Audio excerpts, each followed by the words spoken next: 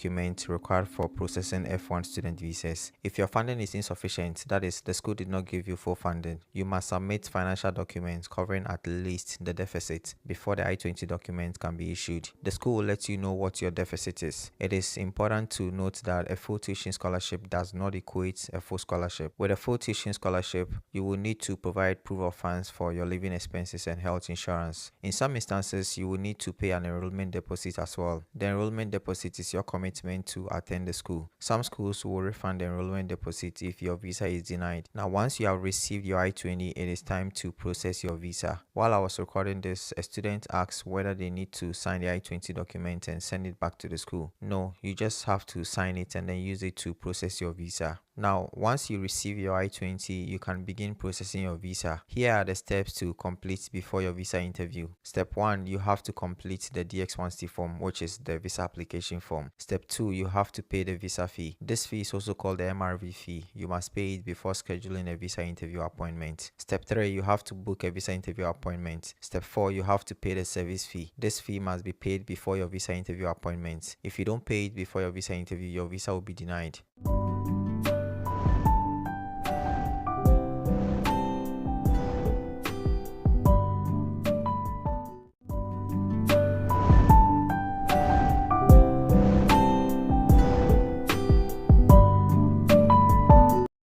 Now, if you're an undergraduate student, I've already told you a lot about undergraduate admissions and scholarships.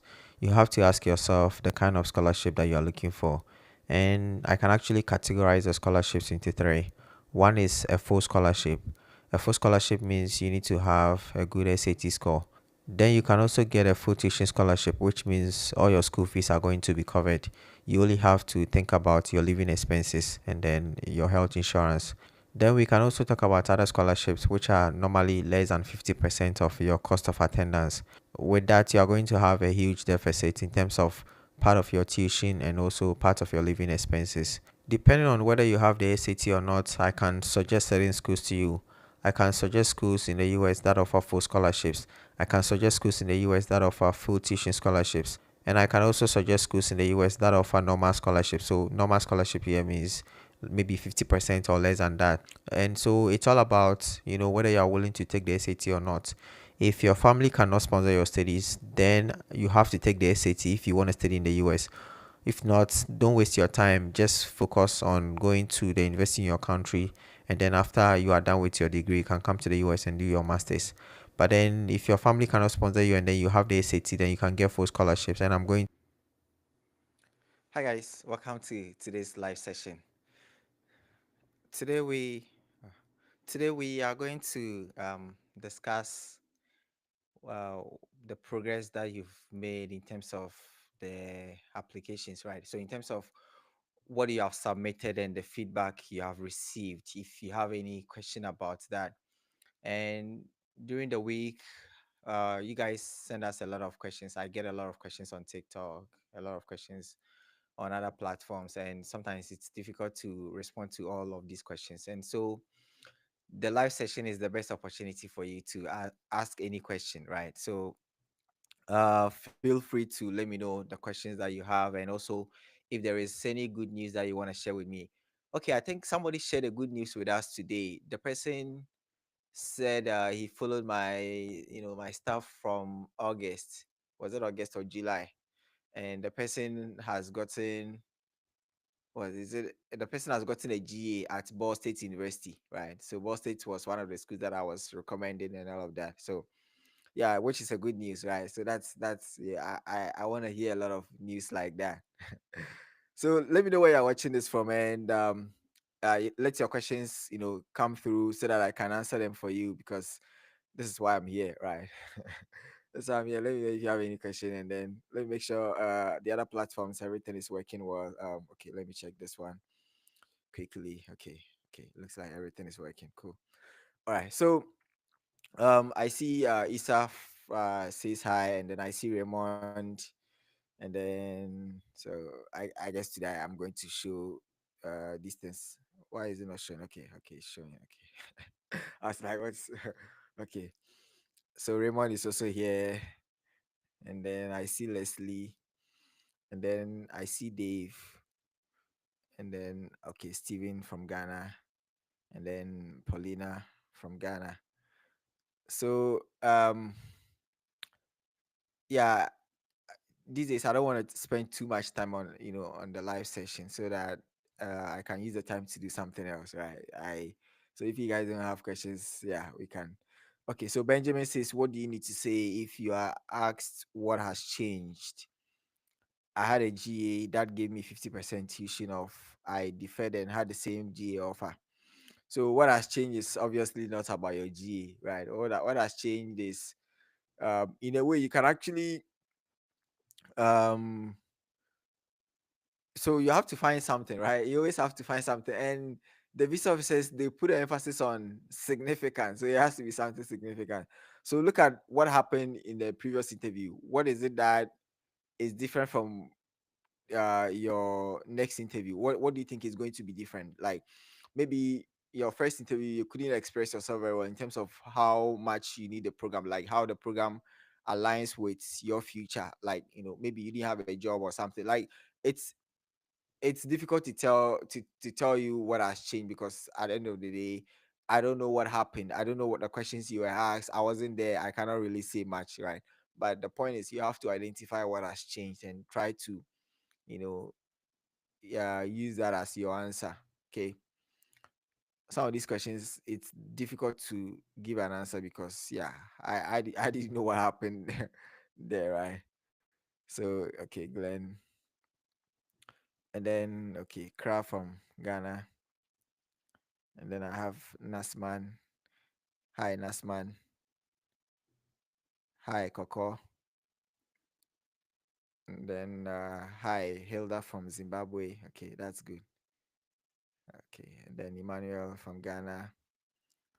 I have Olateju from Nigeria. Then I have Mama Ta. Okay. Hello.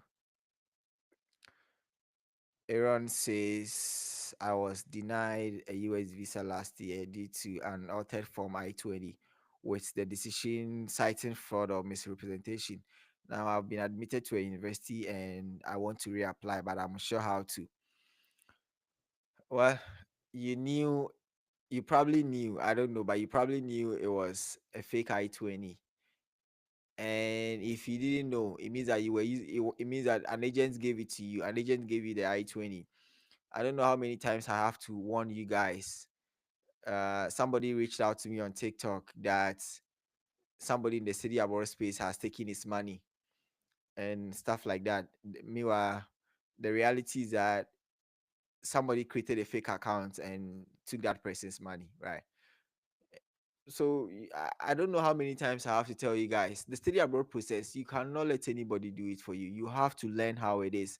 That's why I created a course so that you guys will learn, go through the process.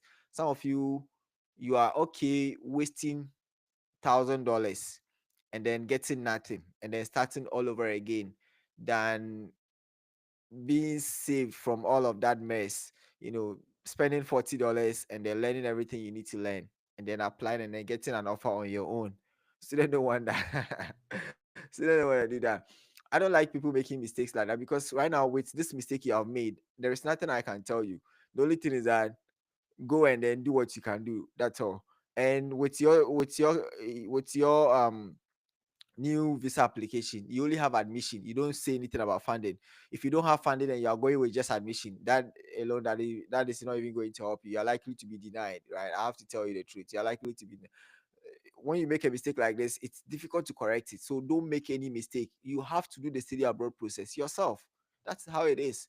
You cannot rely. Nobody loves you more than you love yourself. This is something Daniel always says. Daniel says nobody can love you more than you love yourself. Right. So yeah, you messed up, and sometimes you can mess up and then you can correct yourself. Sometimes you mess up and you can never correct yourself. So I don't know if you can correct yourself. I don't know if, but maybe if you get funding, maybe that can help. I don't know. I don't know, because fraud, when it comes to the US, fraud is a big deal. You are not likely to be approved. Like, that's the truth, based on what I know, right? So unless there is maybe new evidence, but yeah, based on this current information I have, I don't. Yeah, it's very unlikely. It is what it is. So I see. Okay, Math tutorials. So I see the name I see here is different from the name that shows on the screen, which is interesting. Like he says, please, can international students apply for FAFSA? No, FAFSA is for US students, US citizens, and then permanent residents. But in international students, there is um there is something called ISFA or something, International Student Financial Aid Form or something. International International Students Financial Application, Financial Aid Application. So IFSA. And then there is also the CSS profile that you can fill, and but it depends on the school. Not every school supports that. And the thing is that all these financial aid scholarships, you still have to make sure you have a good a good academic background, right? You need to have the SAT and all these things. If you don't have the SAT and you're looking for full scholarship, don't waste your time. No, I don't like students wasting their time like that, right? So yeah, if you have a good SAT score, you don't need FAFSA. You can get a full scholarship. Depend on other application materials as well, right? But when it comes to undergraduate applications, there are three things which are very important. One is the SAT. The other one is the GPA, more like your high school transcript, right? And then the third thing is your essay. You have to write an essay, sometimes two essays, to demonstrate something. Maybe talk about your community engagement, community service, leadership experiences, like that kind of essay. Yeah, those are the things that are going to help you. So yeah. So Kras says, please, I talk about the bank statement. Does it mean that big transactions need to be going on in the account? I do not understand this, please. A bank statement, just think about it. If I present a bank statement to you and then all of a sudden I see a big transaction last week, then I'm going to say that bank statement is not credible. But then a bank statement where the withdrawals and then the deposits are just about the same throughout, like for like a month or 2 months, or 3 months, then I'm going to believe that that bank statement is credible, right? So yeah, big transaction means all of a sudden, let's say the withdrawals are the deposit are, let's say, $2,000. Then a week to your interview, or a week to the day the bank statement was printed, you suddenly have $100,000 as a deposit. That doesn't make any sense. So that's what this is about. So okay, Benson is here. And then Hilda says, does GRE make a huge impact on master scholarships, or it's the same? It's costly, but I'm considering taking one. So the GRE is like the SAT, just that with graduate applications, you don't need a GRE to get a full scholarship, especially if it's a master's program, right? But the GRE can give you is surely going to give you an upper hand over somebody who doesn't have it if your GRE score is very good. The GRE is very objective, right? Think about it. Your undergraduate university will give you a GPA, will give you your final GPA, right, when you complete. But then that GPA is very subjective because professors decide who they should give A's to in a way. Our system, right? It's not really fair. And also, if you compare the GPA of a student in Ghana and then the GPA of a student in Nigeria, they are different, right? You cannot really compare them. But then the GRE or the SAT, they are very objective because it's the same for everybody, no matter where you took it, no matter the country you come from. So that is very objective. So a good GRE score is really powerful. But it's not just taking it, right? You have to do well as well. But if you have it, it makes a big difference. Then you said, what's your take on steady loans like Empower? Will that leave me in a huge deficit? Everybody on this channel knows my opinion on Empower, on not just Empower, on loans, right? It's dangerous. But then I've interviewed people who have also given their opinions, and unfortunately I've not been able to post that those especially one of them has been done for like 3 weeks now, but due to some reasons I've not been able to post that video, right? So it's, yeah, but these days when I interview people, I like to get their opinions on loans so that you guys can aggregate all the opinions and then decide for yourself if you think you should do it or not, right? But for me personally, based on my experiences, I've been in the US for more than 8 years, and I've seen a lot of things. And even if it's $10,000, I will not go for that kind of, yeah. And my, when we give advice like that, sometimes we have to people have to understand that it is also based on our experiences, our, you know mistakes and all of that. I have made some credit card mistakes, and so that always influences the things I tell you, and I don't want anybody to make those mistakes, right? In my case, it wasn't even like I was spending it wasn't like the credit card money was like me spending on myself. I was even, doing charity work.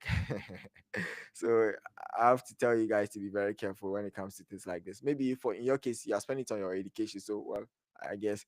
But even here in America, right? People go for student loans, $100,000, and it takes them 20 years to pay just $10,000. So you from another country, yeah, everybody's life is different. Maybe it work for you, so you decide for yourself, right? That's not really something I can say more. All right, so let's say I have a fellowship that gives me full teaching credits and waives other things for me. Do I need to submit a bank statement alongside my award letter to the international office for my I-20?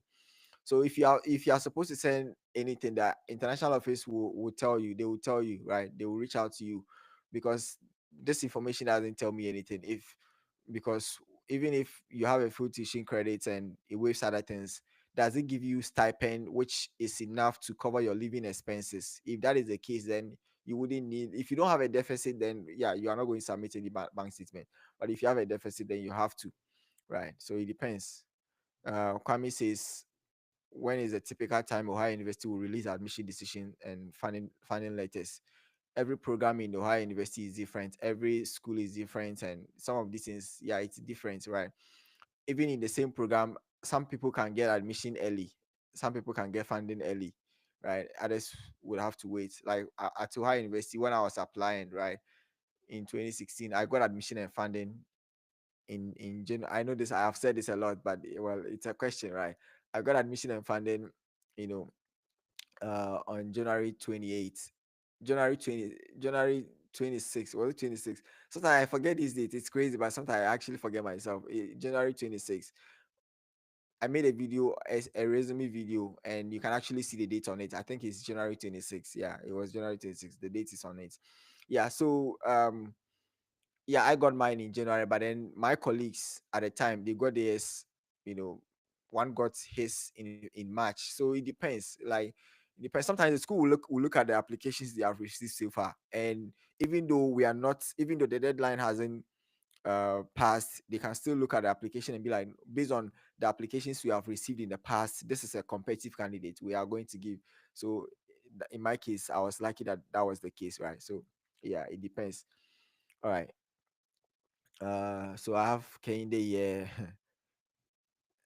Kehinde says, "Hi Shai, how are you? I want to ask your thought about schools whose GA compensation package says that the international students will pay the difference between the in-state and then the out-of-state.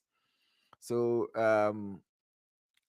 the way it works is that in states, so in the US, right, if you live in a particular state, or if your parents live in a particular state, your parents are paying taxes, right? They pay all kinds of taxes, right, to the states.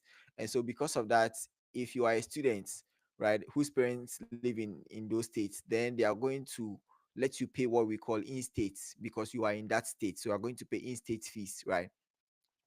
But then, if you are an international student, or if you are outside the state, then you are going to pay out of state. Most of the time, out of state is the same as international. Sometimes out of state can be slightly different from international. It depends on the school, but most of the time they are the same. So out of state means you are not going to get some discounts which are going to be given to in-state students, right? Students whose parents, or who even work in that state, right? So that is the difference, or who have lived in the state for long, right? So then if you are paying the difference, it means that when you subtract, it means that you are getting full in-state tuition, tuition waiver or something, which means you're only supposed to cover the difference, right? It depends on the way they word it. It depends on exactly what they, but if it's just the difference, then that is it means that the extra, right, that you are going, so it means that you're going to pay the discount, you're going to pay what would have been your fees, uh yeah, how do I mean? I think what I've said is clear, right? So instead of the in-state, you are going to pay the difference between the in-state and then the out of state, right? So yeah. So that's then Nasman says, can one get a merit scholarship with a CGPA of 3.94 out of 5.0 at NIU? I would like to get your view and your view on this. Well, everybody can get any kind of scholarship. It takes a lot of things, right? It takes your GPA, which in your case I think is good enough, but it takes other things as well. I interviewed Richard, who was the best student in the business department of UCC, and he got a GPA of like 3.9 or so, right? If you round it, I think it's 3.9. And it took him 3 years to come to the US, right? And he talked about a lot of things, right? So that's why I keep telling students that there is nothing that is guaranteed. It takes a lot of work, and it takes everything combined, before a school can make a decision, right? So that interview, when it comes out, you guys have to watch it, because that interview has a lot of things, right? He also went for the interview and he was denied. It's, yeah, I like stories like that, because it in a way it kind of tells you that whatever that has happened in your life, you are not alone, right? It's not like when you see somebody who is in the US, it doesn't mean the process was easy. I want you to understand that the process is difficult. So if you are even rejected, or if you try one time, two times, and things don't work out, you just have to know that, okay, it's life, and we still fight, and once you keep fighting, things will work out, right? So sometimes I want to share these experiences with you, so that you can take some lessons from their experiences, right? So that is what I can tell you. And Glenn says, "What is your take on this?" Glenn, I think you always asking me. I always asking me this question. I don't know why. Glenn, what is it like this question? I think every week you ask me the same question. Like you have 50% tuition, probably waiver, which is 8K, and you have a deficit. The remaining deficit is, so your deficit is 27K. You have only 8K. So you have 8K out of 27K. Can you pay? Do you have the 27K? Everybody's life is different. Maybe you can take the risk, process your visa, you arrive, and then you get a GA. It can happen. I've seen that happen before, right? A few times. And I've also seen people who came and then they struggled. They suffered a lot. So everybody's life is different. You want to take the risk? I mean, that's that one. I cannot advise you on that, right? So if you are not sure, get a better financial offer, right? Najib says, um I'm trying to show Najib's chat, but it's not showing on the screen. What's going on, Najib? So Najib says, good day, man. What about having an appointment date May 22nd, ahead of the fall, just this fall 2025? Is it a good choice? So the appointment date thing, right? You can create an account. You can create the DX1C form application form, right? You can create an account and then start filling the DX1C application form, and then don't submit it, but then use the confirmation number, use the application ID, which becomes the confirmation number, to book an appointment. You can do that. That is, if you know for sure whether you get funding or not, you will still process your visa. Then you can go ahead and do that, which means no matter what happens, right? Come what may, you're going to process your visa. Then you can start that, yeah. But then the DX1, from the way it works, that you have to always make sure you go back to it, so that, like, you have to make sure it has 30 days to expire. So you have to go back to it within 30 days, so that it doesn't expire. Because if it expires, you have to go through some, like, a whole process, which sometimes it's not easy like that, right? So the point is, you can create a DX1 form, use application ID, book an appointment, and then that is something I actually wanted to talk about in tomorrow's live session. Then if if you if you know you are going for the interview, no matter what, then yeah, you can go ahead and then do that. But then if you have an appointment date in May, I don't see any issue. I don't know. I'm not sure about any issue with that. I went for my visa interview in July, but I know things have changed right now. There is Trump, and this may be different. So yeah, I guess. All right, you want to get things done quickly, right? All right, Kwame says, what GRE score can get me an assistantship in Ohio? No, there's nothing like that. It depends on the program. Every program is different. So it depends on the program you are interested in. So your goal is to try to do as best as you can, and then whatever happens, yeah, you leave it to the universe, right? John says, I'm with you from second D. Shai, you are doing a great job. Okay, thank you for the compliment. Frandel says, how can a graduate student obtain a fully funded scholarship? The process, I have a lot of videos on these things. I've talked about them. I have a study abroad course that you can also check out. It has everything that you need, right? You can check that out as well. So, okay, so then I see Karen from Nigeria. Okay. All right, then Cornelius says, what are the things one needs to do while waiting for admission? Reached out to this prof and it was a good response. So I put in my application. Now I'm just waiting. Yeah, you can wait. You can also decide to send some cold emails just if you want. Like, if you want. Uh, if the deadline hasn't passed, right, then you don't have to worry about it that much. Sometimes it depends on the emails you've exchanged before. If you've already exchanged a lot of emails with the professor, then you can send an email. But yeah, every email has to have a purpose, right? You have to be very clear about why you want to send the email. And yeah, some of these professors, they live a lonely life, right? So if you can send your email nicely so that you stand out from the crowd, because a lot of people send them emails. So if your email can be a bit more specific, maybe you read his paper or something and you want to say something about his paper, maybe something about his paper, maybe you want to find out why he did it in a particular way. That is an interesting way to start a conversation, right? So there are so many things that some of these things, yeah, when you are thinking about something, when you are talking, something can come to mind.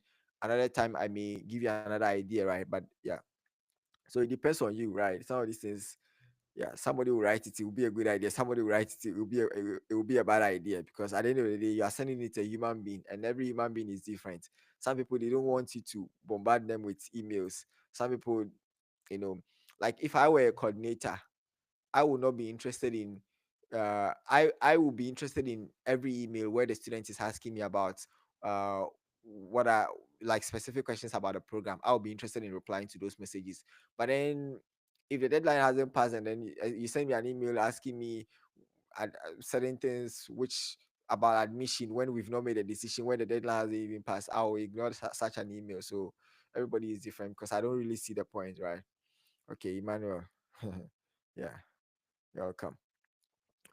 So Simeon says, hi Shai, since Trump administration started, what do you think will change at the visa embassy regarding international students who want to graduate studies, and how can they align themselves properly? I always say that when it comes to life, you cannot really know what will happen. We never know what will happen in future. So you just have to embrace it. Whatever happens, will you die? You will not die, right? Even if you die, everybody will also die. So why should you even worry about it? What you have to do is right now, the time you have, what can you do with your life? Do it. Uh, because yeah, you never know, right? What if Trump comes and then says, okay, every international student is automatic, Trump is already in power. What if he says every international student automatically gets a green card and then suddenly you fall sick? The green card becomes useless, right? So why do you even have to? Just take it day by day, do what you have to do, enjoy life, be happy, be grateful. That's all. I always say that if for some reasons, let's say Trump says all international students and even let's say people permanent residents, right? They should leave the US. Let's say something like that. If you go to your home country, you never know the opportunities that may be waiting for you. So yeah, you have to do what you can do, what you can control, which is your life.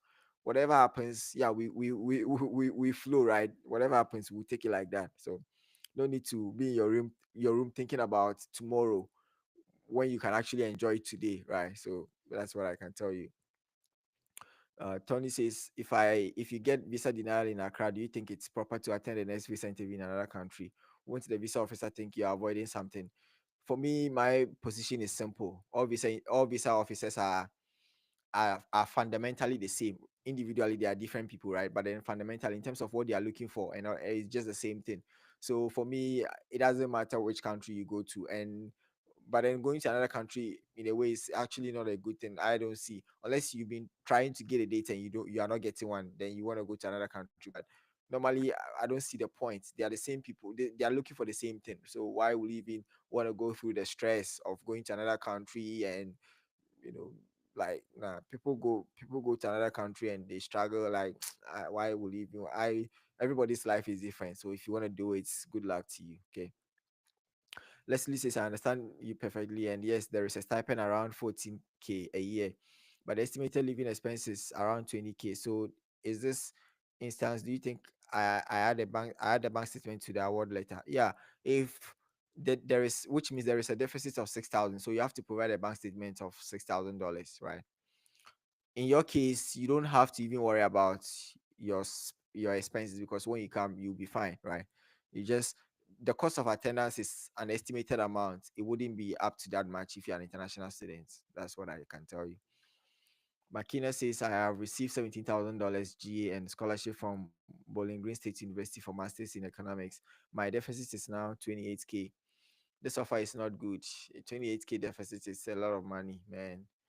For me, if your deficit is 10,000, then don't worry about it at all, at all, at all. But when it's more than 20,000 like that, it's not easy. Everybody's life is different, again, right? And then you are still waiting for funding decision from South Dakota. Okay, you book the appointment for March. Should you proceed with Bowling Green or wait for? If you have a bank statement, then yeah, of course, you may wanna, yeah. If you have an appointment in March and you have a bank statement, yeah, you should probably, because it's a GA. Anytime you have a GA, it's good, right? Anytime you have a GA, at least when it comes to the visa officer, having a GA helps a lot. Even though you still have a huge deficit, but then a good bank statement can help you out, right? And also being able to express yourself, why you need a program, like all these things will make a big difference, right? Okay. Um. So okay, where are we? Emmanuel says, while I applied with a PhD program, I guess you applied to a PhD program with coursework only while I was on thesis. I don't understand. You did West evaluation. My, my school is currently reviewing. I really don't understand your question very well. Do you have information on law school admission tests for some of us who want to pursue doctor that's law in the US? I can tell you a few schools people have been to do law, like Penn State is one. You know, there are a few Ghanaians at Penn State, right, doing law. But yeah, when it comes to programs like law like that, it's not like you are not likely to get a full scholarship because of the way the nature of the program, right? Normally, full scholar when you are a graduate student, what we call a full scholarship, which is, technically a graduate assistantship, is like you're coming to work. When you're a law student like that, there may not be opportunities for you to help undergraduate students. So it's like, yeah, why would they give you a GA? What you can get is more like a scholarship. So the scholarship maybe 20% or 50% or something. Yeah, but not like a GA, like a typical GA, right? So programs like law, yeah. Okay. Uh Ainur says, I got admission from Kent State. Okay. Congrats. I hope you get funding. Omeja says, you skipped my question, Omeja. So I don't know I don't know if I saw Omeja. I don't see any question here. So maybe okay, well, I'll take a look at it. Maybe it's on YouTube. Sometimes what I'm seeing here and what it shows on YouTube are actually different. So I would have to check YouTube and see what's going on there. All right, Micah says, can you buy MRV while waiting for funding decision? Already got admission.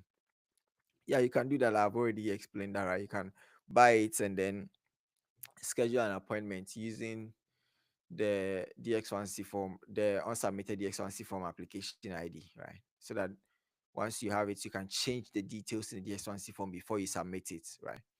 Then it says, I got admission to Michigan State University and I am asked to create uh, an MSU net ID and email before I can apply for GA scholarships. So please, do you have an idea about how to create one for yourself? Yeah, the email that asks you to do that, you are going to get instructions on how to do it. Check that email very well. There are instructions, right, on how to do that. Okay. Okay. And then Samuel says, "Good evening. Please, I heard you applying to study in the US and you have a relative in the country can affect your visa. How true is this?"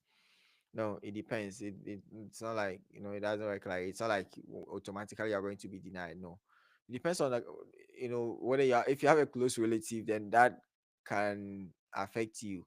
If you have a distant relative, yeah, it doesn't matter. Also, it depends on if you are going to the same state as the person. Then it's like, maybe you're more likely to overstay, right? So then it depends. It also depends on whoever the person is, how they got to the US and stuff like that. It's not straightforward like that. Okay.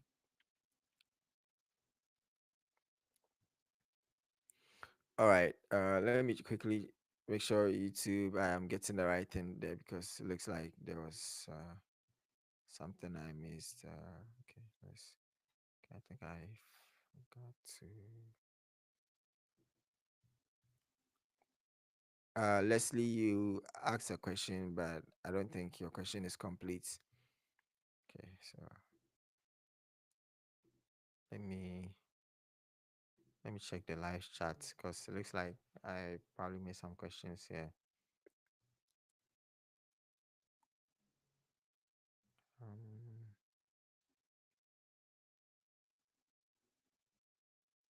yeah. So whoever I missed your question, just ask again, okay? Just ask your question again. Cornelius says, What are the things one needs to do while waiting for admission?" Okay, I think I read this. Yeah, I think I've. Yeah. So if your question is not answered, ask again, but don't ask more than two times. Okay, that doesn't that becomes annoying. Okay. Dave Dave says, "I have been invited to a presidential scholarship luncheon. After reviewing the application, I was asked to fill out. What is your take on that as an international student? It means that you have a very good chance. The school is interested in you, right? But then it doesn't guarantee anything. So go ahead and then, do your best, and, yeah, show that you are interested in the program, like genuine interest in the program. Yeah. Okay. All right.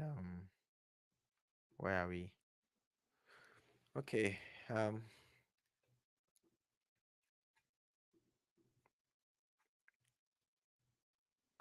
this thing is slowing down a little bit. Okay.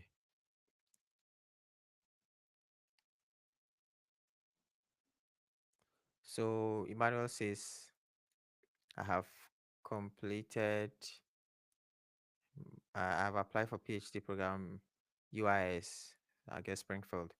That accepts West evaluation with coursework only. I have now completed the thesis and I informed them. Does it?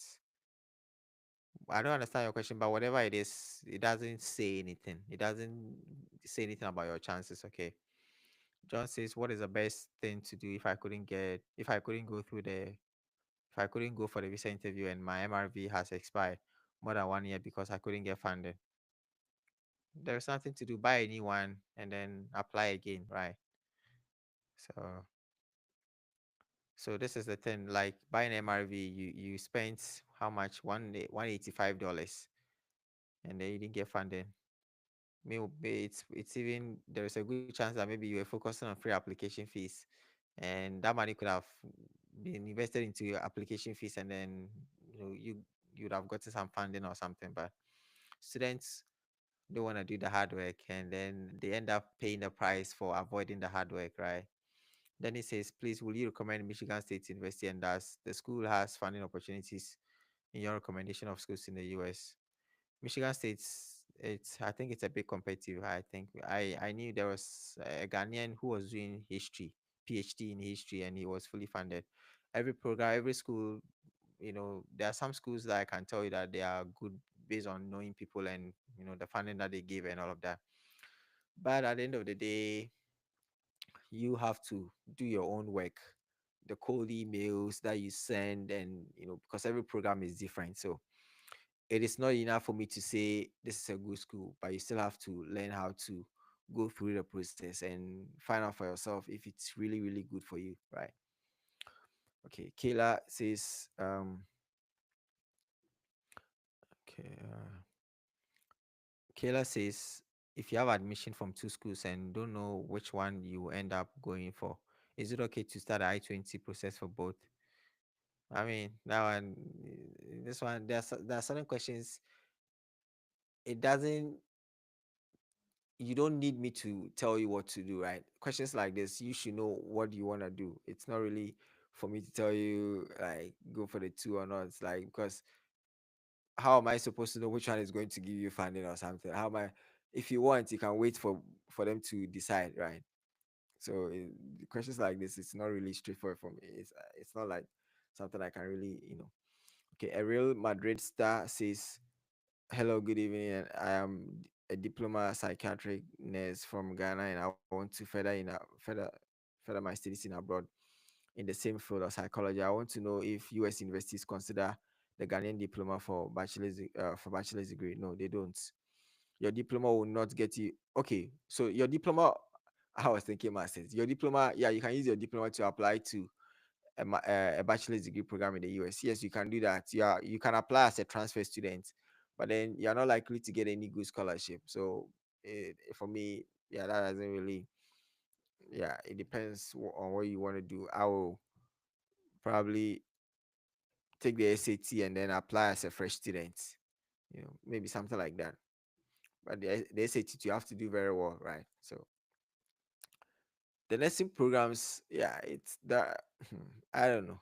When it comes to nursing diploma stuff, it's not like my area of expertise. So sometimes I have to be very careful because, yeah, it is what it is. All right. Our test is, hello, Shai. I'm planning to apply to a grad program in fall 2026. Can I start contacting supervisors now, even though the 2025 intake students hasn't enrolled yet?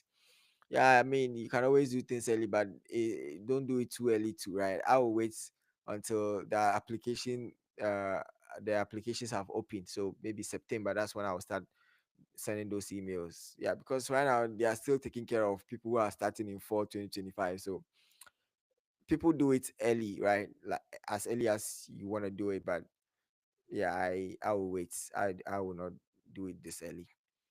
I would rather use the time to look at schools that I'm interested in, schools that I want to send emails to in future, right? That's what I would do now. Compile the list and then, yeah. Samuel says, if you have a relative in the US and that is your brother and you got a school in the same state, what should you do? And in case you are looking for a school, well, that's not. I don't know what you mean by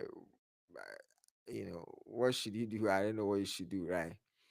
I've given you my opinion on that, right? So it's case by case. Everybody's life is different. Everybody's story is different. Sometimes the visa officer will not even see that you have a brother there. The information is there, right? But they might not even look at it because they have a lot of information that are presented to them once they enter your uh your details, your DS1C form, ID, your DS1C confirmation number. Once they enter it, they can get everything about you. But it's like a lot of information. They decide what they are interested in. So, yeah. Omeja says in your last video, you said that it's better to use company sponsorship letter. What if the program you want to study is different from the role in that company? I didn't say it is better to use company sponsorship letter. I didn't say that. I said that it's an option, right? If you have scholarship from, the best funding is from the school. That is the best funding, followed by your family, your parents. That is the second. Okay, well, maybe your family and your family depends on how much money they have. It depends on if it's your dad and the person is really credible. Yeah, then you will easily be approved. If you have a full scholarship, yeah, that also is there.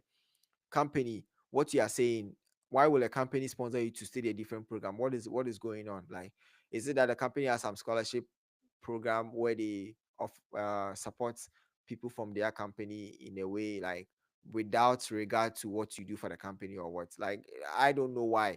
You know why the company is sponsoring you. So, and I have a lot of videos about these things, so just watch them and then use them to build your story, right? I have a lot of videos about these things, right? So All right, Dave says, can I mention the presidential scholarships progress in my interview since I will attend the appointment before the winners of the scholarship are decided? The visa officer doesn't work with what is in the pipeline. The visa officer works with what you have already. The visa officer, when you say something, they want to see evidence. So you don't have it, you don't have the offer. What shows that you're going to get it? Something that is not guaranteed. How do you, if you talk about it, that is even going to affect you because they are going to think you don't have the money to fund your studies. And so when you come to the US, you're going to rely on that scholarship. And if you don't have that scholarship, you're going to engage in illegal stuff. So that doesn't even help you. So why would you even mention it, right? James says, hi Shai. Please, okay, get admission to pursue MBA at Bridgeport University, but with no funding. Is there any external funding opportunities for me? I don't know if you are new to the channel, but I don't know why. I always say that I don't know why people apply to University of Bridgeport when they are looking for funding. I've said it so many times during live session that I've seen a lot of offers from University of Bridgeport, and nobody has gotten full funding from University of Bridgeport. And so, if I'm recommending a school to anybody, I will not add that to the list because I don't see the point. I've mentioned other schools like Illinois Tech. Illinois Tech, I see people getting like half of their cost of attendance, and then that leaves them with a deficit of about maybe 25,000, 30,000. So a school like that, because I am looking for funding, without funding, I cannot survive. I will not apply to a school like that. Northeastern University, a lot of international students apply to it, and a lot of Africans, a lot of people. I've not seen anybody with full funding. So I will not recommend it if I'm looking for full funding. So I will not recommend it if somebody is looking for full funding. So if you watch the live session, some of these things will come up, and then you can learn from some of these things. So if you're looking for external funding, you have to look within the school. Maybe they have assistantship offers within the school or something. Then you have to, that is something you have to do. I don't know. You can send emails to coordinators and try to find out if you can get funded and all of that. Sometimes, yeah, something can come up, but I don't know what you can do. One thing is, maybe if you want, you can start the whole study abroad process again, and then apply to the right schools and things like that, right? So Amini says, hi Shy guys, I had admission to University of Buffalo. The school requires me to pay a tuition deposit before I can apply for graduate assistantship. What's your advice? Well, that's a decision you have to make. I try to avoid schools that require the enrollment deposit. The only school that I, based on all the schools that require enrollment deposits, that I will mention is Illinois State University, because of familiarity, because of history, knowing a lot of people going there, and I considered it when I was doing my applications, right? So because of that, Illinois State University is one that I always recommend. And Illinois State, the enrollment deposit is just $150. So that one, even if you pay $150, yeah, it will not kill you. But other places, I've seen enrollment deposit of $2,000. Like, man, that those things. It also depends on the school. For some schools, the enrollment deposit is refundable. If you go and then your visa is denied, they will give your money back to you. But then you are looking for funding. So if you pay and then you don't get the funding, then what's the point, right? Then what's the point? So you have to be very careful. Depend on how much that money is, I will use the money I will spend that money very well, right? Apply to the right schools, be willing to pay the application fees after doing my research well, submitting a competitive application, enrolling in the course, in my course. Like, all these things are things that you have to do, right? All right. You want me to connect you with somebody at the University of Buffalo? I used to know somebody there, a lady. She went to do a PhD, but she's done with the program. I don't remember anybody there right now. I don't remember. But the thing is that if you don't have your visa approved and you are going to a school, there is no need for me to connect you with anybody. If you have your visa approved, yeah, then I can talk to somebody, because then you need some help. But if you don't have your visa approved, whatever you need, that person is not the one going to help you. You have to reach out to your director, coordinator, whatever, that kind of thing. But then if you are able to connect with the person on LinkedIn, then that person can give you information. But for me to reach out to the person that, oh, you have admission, and no, that's not enough. You have to get your visa approved first. That's when the person can help you, like, you know. So yeah. So Samuel says, we are getting close to the hour mark. So okay. Samuel says, please, if you have a relative in, okay, Samuel, I don't know why you're asking this question again. Then it says, please NIU gave me an option to take proctored exam for my GRE. Is it GRE or GRA? I don't know if you mean both, to be considered for admission because I don't meet the criteria for the waiver. So how how is this done? And is it difficult? Proctored exam, I don't know the kind of exam. I don't know anything about this. I never did anything like this. I don't know anyone who did that, right? I'm in the school, but I don't even know anything about a proctored exam for you to be for your admission decision to be based on. I have no idea. So you have to find out from the school what it is about, or if you connect with somebody on LinkedIn, then you can ask that person, right? Somebody in that program, right? So live says, hi Shai, thanks for today's session. Okay, nice, you're welcome. Okay.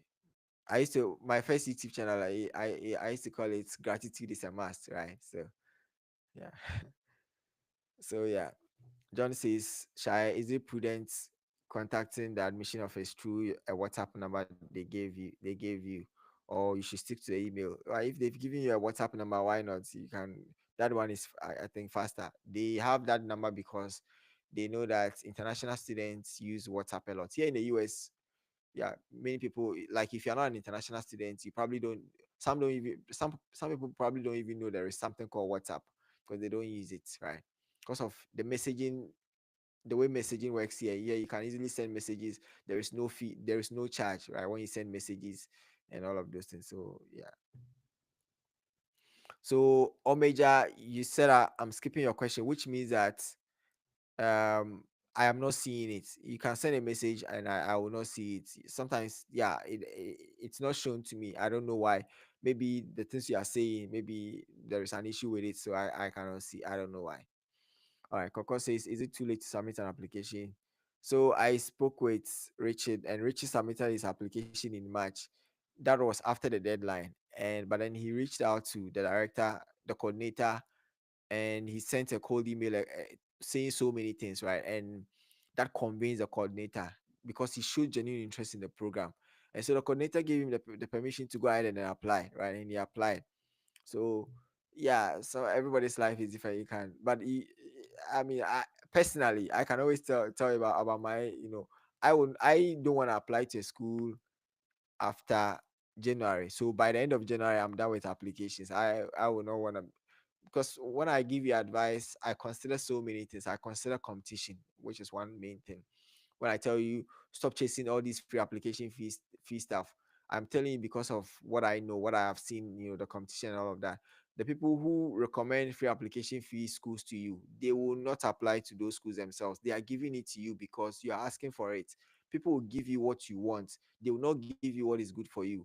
I would like to give you what is good for you. That's the whole point. So yeah, if you want free application fees, people will go and do their research and then suggest them to you, even though they know it's not good for you. I mean, free application fees, and then you have 1,000 people applying. The school is looking for 10 people. Free application. Your GPA is not, it's not above 3.5. You are chasing free application fees. No, don't waste your time like that. Student don't want me to tell them stuff like that, but it is what it is. Tony says, what is your take on Ghana government scholarship that covers your cost of attendance for a master's degree? I think a scholarship from the Ghana Scholarship Secretariat is credible and that can help you, right? I think. But it's not just about your funding, it's also about why you need the program and other stuff, right? So let me be getting ready to wrap up because yeah, I'm feeling tired. I recorded a video before this one, so when I say I'm tired, that is why. Okay. Angela says, when someone with a bachelor's degree wants to apply for a PhD program and another person also having master's degree and wants to apply for the same PhD program, are the masters considered first? No, no. Sometimes they will look at your masters. Sometimes it depends. When it comes to PhD applications, I think the most important thing is just look at the requirements. And for me, I think the most important thing is the test score, either GRE or GMAT, mostly the GRE. A good GRE score for a PhD program makes a huge difference, and also your research. Either you have a paper or you are very very clear about why you need a program in your personal statement, right? That those two things, I think they make a big difference. They make a big difference, right? So that's what I can tell you. Especially the test scores. The test scores, they are extremely important for some reasons. Because yeah, I guess schools are trying to look at who is better, and the test scores are more objective than the GPA, right? It doesn't mean you shouldn't get a good GPA. A good GPA is also very, very important, right? But probably it's less important compared to the test scores, so long as your GPA is at least 3.0. Okay. All right. Then it says, please, can I use my brother who works in London as a doctor for my bank statement? And is that a strong funder for me? Well, I mean, it depends, right? Some of these guys, it depends, right? Yeah, he's a doctor, fine. If he's your real brother, then yeah, then he's a credible sponsor. If he's your real brother, especially if you guys share the same surname, right? Then that adds credibility to that. Life says a school mentioned they will make admission decision in 2 to 3 weeks, and yesterday was the end of the third week, and I still haven't heard from them. Does that mean I have been rejected? Don't think too much about these things. Don't conclude when a conclusion hasn't really been made. If the school tells you 2 to 3 weeks, what if it's taking them more than 2 to 3 weeks? Maybe they have more applications that they have to go through. So just wait for them to make a decision, right? No need to worry about these things and then lose sleep when you can really not be able to control anything about these things. It just says you got a GA from your department, which covers part of your tuition and offers stipend as well, but you still have a deficit. Can you still apply for other GA positions? The ones on the school's website. So it depends on, so your GP, the GA that you have, if it's, let's say, 10 hours a week, then you have 10 hours that you can use to work in other department, because most of the time the GAs from the other department, they are not full GAs. They don't, it's rare for people to get full GA from other departments or other units on campus, right? What they usually have is a tuition waiver. A full GA most of the time will come from your department. So if your department is giving you partial GA, then you can get partial GA from elsewhere. You can do that, right? The thing is, America, they don't want you to work more than 20 hours a week during the academic session, right? So yeah, Leslie says, what does living expenses comprise of? It comprises of anything that you spend money on aside your tuition and fees, right? So your accommodation, your food, those things. Those are your living expenses. Your clothing, your transportation, stuff like that. They are your living expenses. John says, can you connect me to John Mensah, the one you spoke with last week? I need to get some information from him about his school. John is somebody who, if you check my videos on TikTok, the ShaiPod, I have tagged him in a lot of videos, so you can just follow him and then reach out to him. John also created a YouTube channel, and you can check that out. You might be able to contact him from there. So those are, and John is also on Instagram, so you can. Those are some of the options, right? So there are many ways you can reach out to John. Chidima says, please, is second year tuition fees included when calculating deficit? No, the deficit is only your first year, right? And that is, it's usually the 9 months, right? What is captured on your I-20 is usually 9 months. Okay. All right. Omeja says, I applied to West Virginia University, but I don't know how the graduate assistantship works. But during my application, I was asked whether I'm interested in assistantship, and I take the S. So if you don't understand something like this, you have to reach out to the school, the coordinator or something, if you are not sure about something, right? But once you check the yes, yeah, it means that there's really nothing you have to do. You have to wait for them to decide on it, and they'll get back to you. It means that you've indicated the interest in it. So when I was applying to higher university, I indicated my interest in the assistantship, like the funding options in the school. That was all I did. I didn't do anything else. There wasn't anything like assistantship form for me to fill. And they gave me admission and funding together, right? It came together. So I didn't have to do anything. And like I always say, every school is different. NIU will require you to fill an assistantship form. Even if you are in your fourth year, the way it works is that you have to sign an assistantship form every year, right? So more like you renew it. So every school is different. That's why I keep telling you guys. Godfrey says, with Illinois states without enrollment deposit, can you get GA? Because I thought after getting it before I'll pay. Or well, what I know is that I am aware of the enrollment deposit. I'm also aware of the GA offers that they have. I don't know if you pay you get it. You have to get the GA before you pay the enrollment deposit. I cannot tell. I have not applied to Illinois State before. So I have not asked this. What I know is just, I think what I know is enough to give you. Then you can take it from there and then find out more. There are certain things I actually don't find out because I'm like, okay, well, the student will find out if the student is interested in it, right? But yeah, so yeah, it is what it is. I would like to thank you guys so much for your time. I am going to end it here. I really appreciate your time. And tomorrow we are going to, talk about um visa interview stuff, right? We're going to. I was supposed to interview a student. I selected a student, and then the students, I think, reached out that he or she he or she has an appointment on Friday or something like. I'm like, what's going on? What are you doing? Like, why didn't you? So yeah, so it is what it is. So because of that, yeah, I wouldn't be able to interview. But then tomorrow we are going to talk about.